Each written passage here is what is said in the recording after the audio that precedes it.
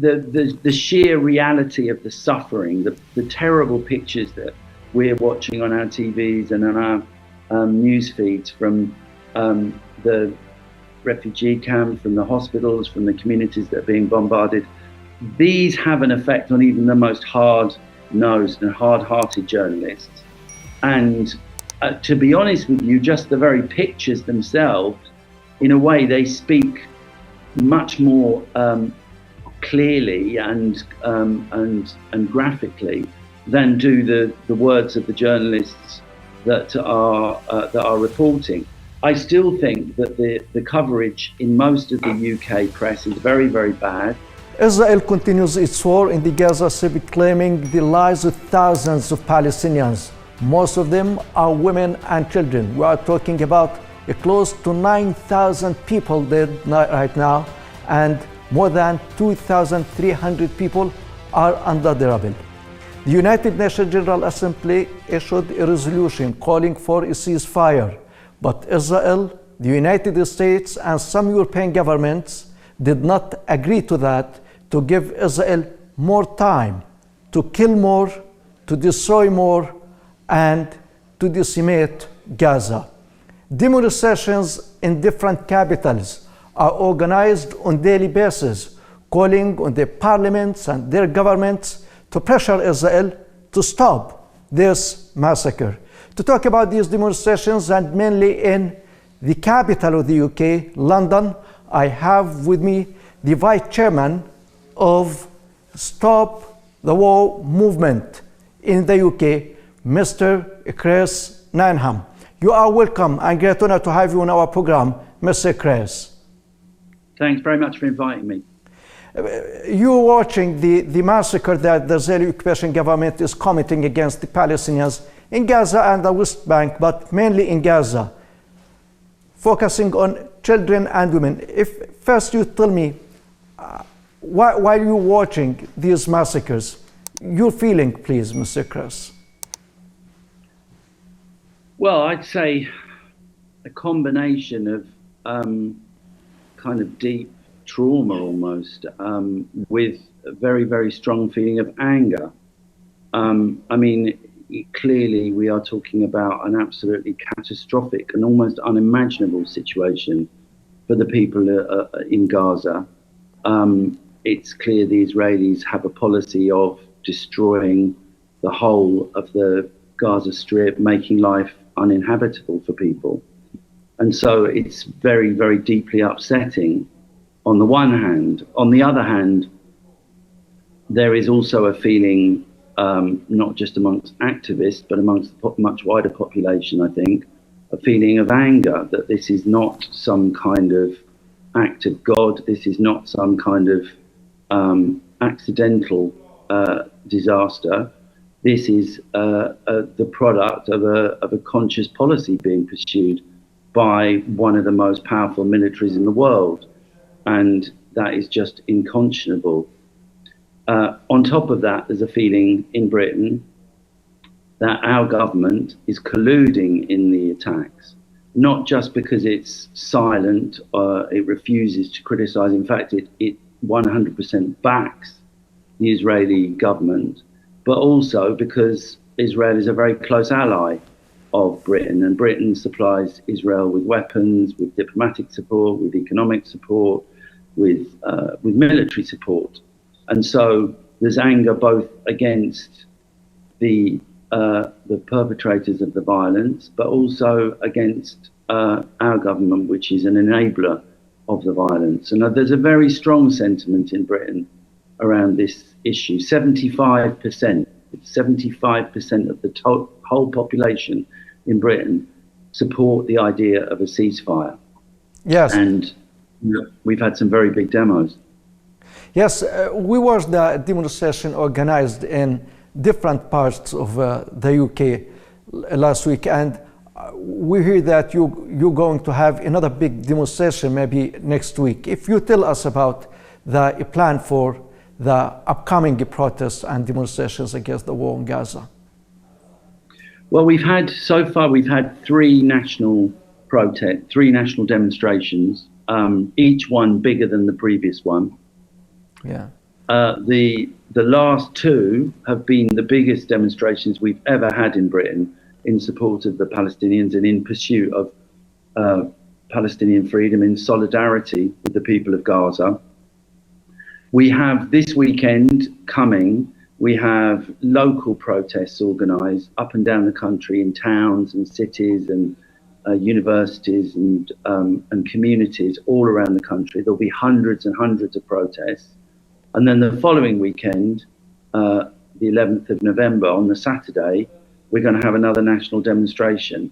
And our aim is to make that even bigger. Our aim is to make that a demonstration that expresses and represents the majority opinion in Britain. It's very important that I want to communicate to you, to the people of Gaza, to the people of Palestine, to people watching this around the Middle East and beyond, that it is majority public opinion that is supporting these protests. And we want to try and mobilize as great a proportion of that opinion, of that sentiment, of that anger, of that concern on the streets on November the 11th. And we are trying to get every community on board. We're trying to talk to the mosques, to the churches, to the trade unions, to the political parties, to all the communities that we possibly can, to get them to mobilize for this demonstration. One of the difficulties we face in Britain is that the political establishment, in fact, the establishment generally, including a lot of the journalists and the media, are kind of in conflict with broader public opinion. The main political parties are all supporting Israel. Even the Labour Party, which is under new leadership recently, is refusing to call for a ceasefire. So on the one hand, we have the political institutions, the official state institutions of the country are very much supporting Israel and refusing to condemn what Israel is doing. On the other hand, you have this massive popular sympathy, growing popular sympathy for the Palestinians and desire for there to be a ceasefire. So it's a strange situation. And what we're trying to do is to build the pressure from below, create a mass movement that is so big and so broad that it's impossible for our government to continue their kind of unconditional support for Israel. And we are making some progress because the Labour Party, which is supposed to be the opposition, is supposed to be a party that opposes these kind of policies. As I say, the leadership of the Labour Party is refusing to call for a ceasefire, but many members of the Labour Party are demanding that their leadership changes its line. So there's a massive debate, there's a massive argument going on, and it's an argument between people on the one hand and the political elites on the other. Yes, because you said that 75% of the population of the UK are against the war and they are calling for a ceasefire. Why we listened today to the Deputy Prime Minister of Britain, Mr. Down, saying that this is a fair war by Israel on Gaza. So how do you understand this split, this dichotomy between the public opinion, 75% of the people, and the government? Well, I mean, in one sense, it's a characteristic of politics more generally, which I think not just in Britain, but in many countries, where there's a sense in which the elites in society are out of touch with public opinion on all sorts of different questions, to be honest. And I think there's a great sense of, in Britain that the political institutions don't really reflect the needs and desires and the concerns of ordinary people. So I think that's part of it. I think it's also a question of British foreign policy interests. Britain, as the US's kind of most servile ally in the West, has a stake in Israel's aggression. Britain regards Israel as being an important ally because Israel is a loyal friend of our rulers in the Middle East. Israel is funded by the US, is armed by the US and Britain and other Western countries because they want to maintain their influence. They want to maintain their power in the Middle East. And Yes. Israel is very useful from the point of view of the Western powers for that purpose. But at the same time, the position of the UK government, the United States, the European Union, they all call for the solution of the cause of Palestine on the basis of one state for Israel, for the Jews, and the state for the Palestinians, the two-state solution. Supporting Israel to remove Gaza, like what's doing today, this would remove any opportunity for the establishment of the state of Palestine. So how they equalize between supporting Israel and supporting the two-state solution, how it comes? Well, their support for the two-state solution is entirely rhetorical. It's not genuine. The Western powers in general have been quite happy to see all peace negotiations come to an end over the last 20 years, to see a complete end to any kind of process of negotiation or any kind of diplomatic attempt to create a solution in the region. It's just been dumped over the last years, and they haven't had any problem with that. It's only now, with the situation flaring up, that some of them are beginning to talk about the need for a political solution. But to be honest with you, that's not what the British government or the British political leadership are talking about at all. They are continuing, incredibly, to talk about Israel's right to defend itself, so-called, by which they mean their right to continue this murderous, barbaric assault on the Gaza Strip. So, I don't take the discussion, the mention, the talk about a two-state solution seriously at all. What is going on here at the moment is just a kind of unconditional support for what Israel is doing. And as you say, to talk about a two-state solution when you are backing the annihilation of a whole section of the Palestinian people and their towns and their homes and their hospitals. Yes, Chris. And how do you think, or to what extent do you think that the protest in Europe, in New York, in Washington, around the world, to what extent they are going to force Israel to end this pogrom against the people of Gaza?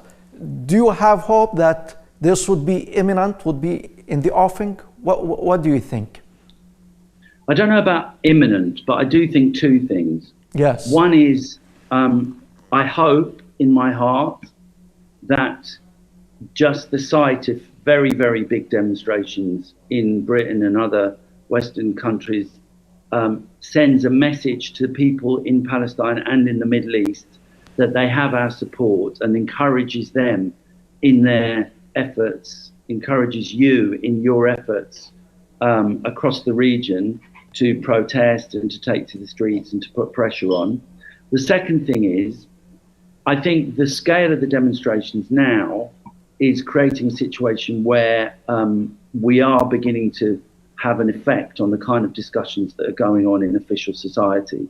As I say, these are the biggest demonstrations in British history over the question of Palestine, and we've had some big demonstrations before, and that inevitably starts to shape the political landscape. Now, our government is a very right-wing government. It's very pro-Israel. It will take some time to push it back, but nevertheless, already we are affecting liberal opinion. We've created, as I say, a big debate, something approaching a crisis in the Labour Party over the question of the ceasefire. And I think in the weeks to come, if we can continue to spread the movement, to grow the movement, to have bigger and bigger demonstrations. Even now we're beginning to talk about the prospect of school strikes, possibly even some walkouts from workplaces. I know in Belgium, some workers are beginning to take industrial action in support against arms being sent to Israel. If we can create that scale of movement, then I think we can have an impact on our government. I think we can force our government to change its position, and that certainly is our aim, to do that as quickly as we possibly can. Yes, Mr. Chris, we know of the effective role of Stop the War movement in the UK and around the world in mobilizing people against the war on Gaza and the war against any nation. We saw how in the 90s your work and your support to stop the war on Iraq. How difficult it is, or how easy it is for you as a movement to mobilize people and get them in hundreds of thousands in the streets in one voice, no for war?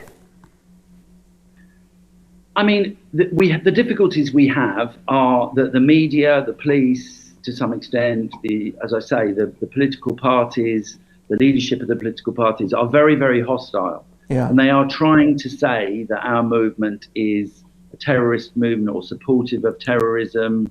They're trying to say that it's an illegitimate movement. They're trying to scare people, to be honest. But on the other hand, people are not being intimidated. And when we put the call out to our groups and our organizations and the wider communities around the country, people have come out in their hundreds of thousands. So, I mean, I am very moved and impressed by the extent to which people have come out on the streets and are coming out on a weekly, even a daily basis in some areas. It's a very, very impressive thing. And there's a huge amount of passion about the situation in Britain. It's a very, very energetic movement. It's the most vibrant, dynamic movement in Britain that has been since the protests against the Iraq War in 2003. And so, you know, that brings me certainly hope. And I know it brings hope to a lot of other people in Britain in what is a very dark time. So I would say that people have responded magnificently to this terrible crisis that is going on in the Middle East. Yes. Mr. Chris, let me ask you a final question concerning the Western media and how they cover the war on Gaza. We saw how on the first days of the war, they were demonizing and dehumanizing the people of Gaza and the people of Palestine. But after 26 days of bombardment of children and women of churches, mosques and hospitals, how do you see the trend of the UK media today when they cover the ongoing war on Gaza? Well, I think, as you say, I mean, the sheer reality of the suffering, the terrible pictures that we're watching on our TVs and on our news feeds from the refugee camp, from the hospitals, from the communities that are being bombarded, these have an effect on even the most hard-nosed and hard-hearted journalists. And to be honest with you, just the very pictures themselves, in a way, they speak much more clearly and graphically than do the words of the journalists that are reporting. I still think that the coverage in most of the UK press is very, very bad. They're still, to some extent, posing this attack as a righteous self-defense on the part of the Israeli people. But I think over the days and weeks to come, that argument will become harder and harder. And I think even here, the fact that so many people are going out on the streets and are protesting, it does influence, it has an influence on the kind of debate that happens in society. It does affect even the journalists. It means that they have to, you know, think twice about the line that they're pushing, that they're being fed by the government. So I think the media is still not good. It's still, the mainstream media is still very, very poor. But I suspect in the next period, you know, our argument is going to gain more traction even in the official media. Yeah. Mr. Chris Nineham, Vice Chairman of Stop the War movement in the UK, it has been a great honor having you on our program and hearing these statements from you. Thank you very much. Thank you. Thanks very much for inviting me. Thank you. And ladies and gentlemen, thank you very much for watching, and from you, Salman Azal, have a nice time.